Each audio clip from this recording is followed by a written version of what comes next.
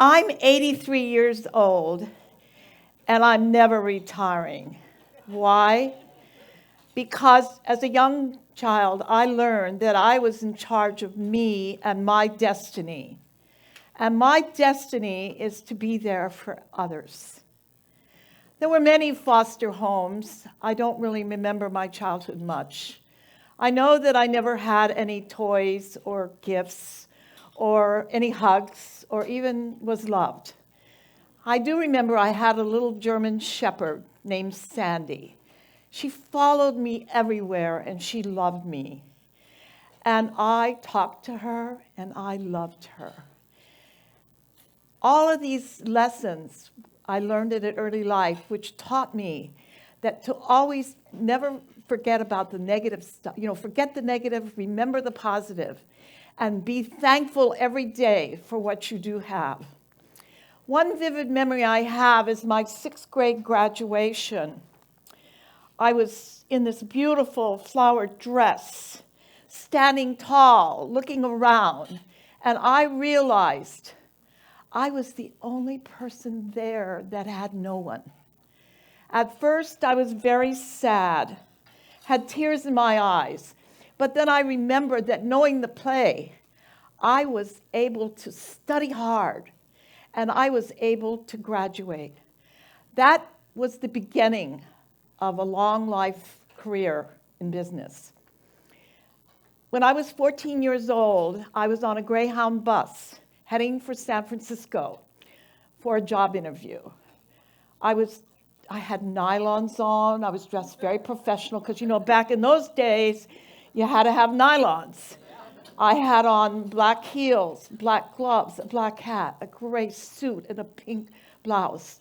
I was scared to death, but I realized that this was the beginning for me to get out of the foster care living. And I also knew that I would have to lie about my age in order to be considered. I was hired on the spot at a little company called Levi Strauss to do their payroll. And I was scared to death, but at the same time, I found lodging in a wonderful rooming home that had meals. I didn't have any money yet. But this woman that owned it heard my story and let me move in and pay her out of my first paycheck. I would go in early every day to learn everything I could in that office. And one of the things I learned, and probably many of you don't even know what this is, but it was a switchboard. They called them PBX boards in those days. They were big with little holes in them, and you had these cords you had to plug in. And if you plugged it in wrong, they didn't get to talk to the person they wanted to. And it was wonderful to learn all those things. And over the time, I advanced and learned many different things and worked in many companies, including many states. I was always about learning and helping, and whatever I learned, I was about sharing. When I was 20, I moved to Hawaii, which is where I'm from. And I got a job as the head of payroll for the Hawaiian Village Hotel. It wasn't long after that that I became their director of personnel. There I had my first mentor, Henry J. Kaiser. He taught me about that. He said to me, nothing is impossible. And life is like a main highway. Sometimes we're going down the highway and then we get off on a side road. And if you just say to yourself, I'm on this dumb side road, you get back on track. And that served me so well because there were many times I was on the side road. So that would come into my brain and I would just move out. My career had many ups and downs. I had a marriage and a divorce and 2 children where I had to become the breadwinner. And then later, another marriage and another child. And again, I had to be the best mother, and I had to also be the breadwinner, and also be a good employee, which is what I tried to be. I tried to always be there for others and be loyal to whoever I worked for. I never understood why my mother didn't want me or why she didn't love me. And when I was in my 50s, my aunt in Hawaii told me that the man that I thought was my father was not my father. So I became on a journey to find my biological father. It took me 10 years because at the time when I was born, they called my birth illegitimate, so all the files were sealed. I spent 10 years trying to get this birth certificate, and then when I got it, I tried to find my father. I tried so hard on every avenue, but I never found him. I didn't want it to walk up to him and say, "You're my father," but I wasn't like my mother. I wanted to know what kind of a man he was, and did I have any brothers or sisters? But, you know, life goes on, and you just make the best out of things. I was able to, I ended back in the States, and my last two corporate jobs were one of them was in New York, where I had 300 people reporting to me. And then I was in Virginia, working for the federal government, where I was the deputy director of a division with 800 people reporting to me.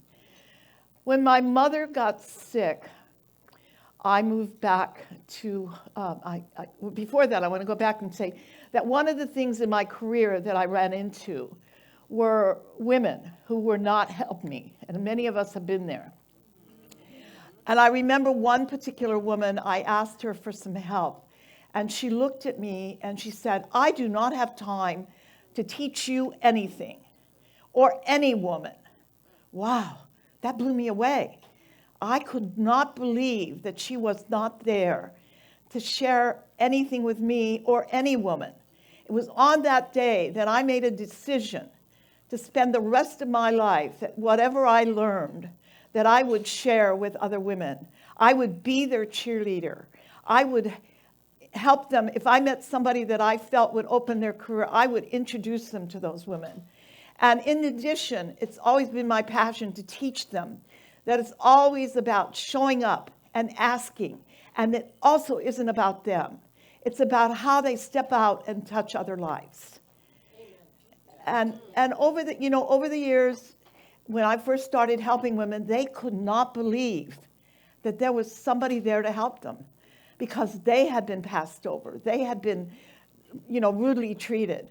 But as they advanced in their career, they really learned that it does work when we're together. We can do so much together. And they started reaching out and touching lives. Because one of the things I told them, when you reach out and make a difference, good things will come back to you.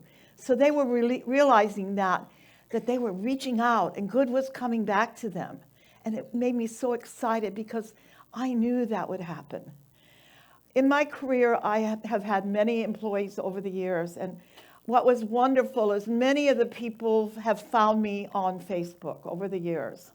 And they have thanked me for being a mentor to them and for helping them with their diverse and influential careers.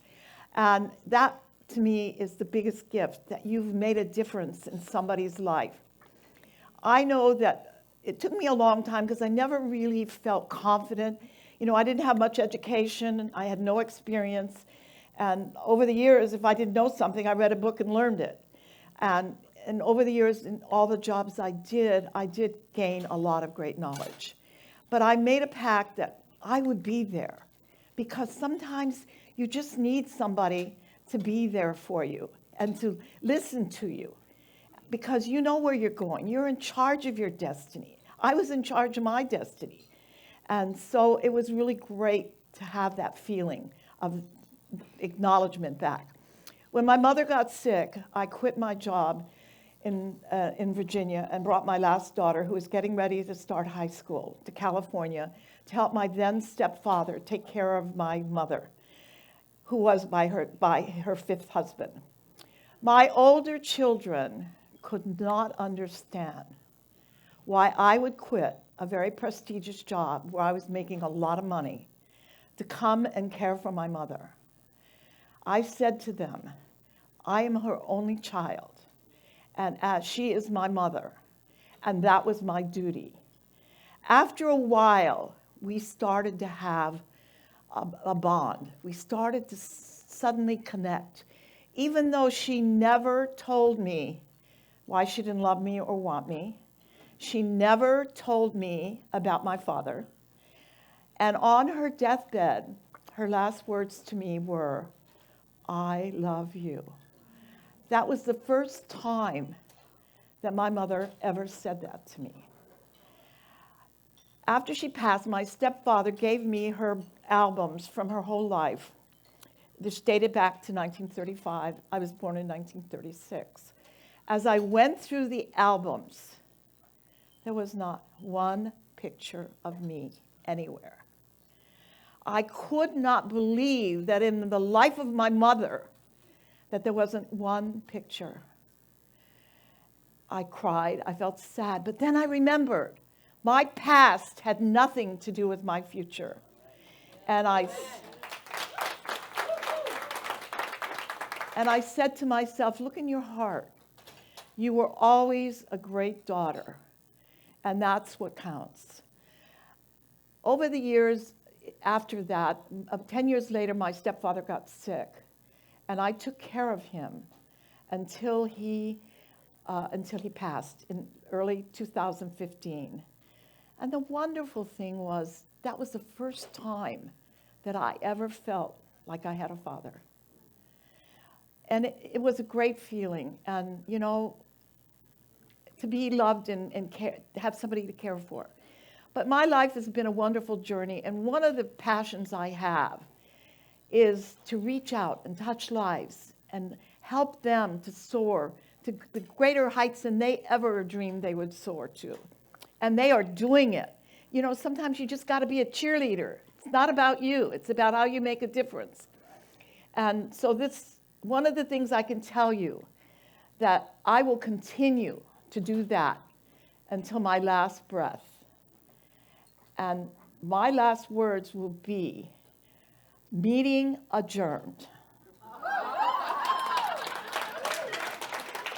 And remember one thing, together we can do more. It's not about us, and nothing is impossible. So let's all start doing that today.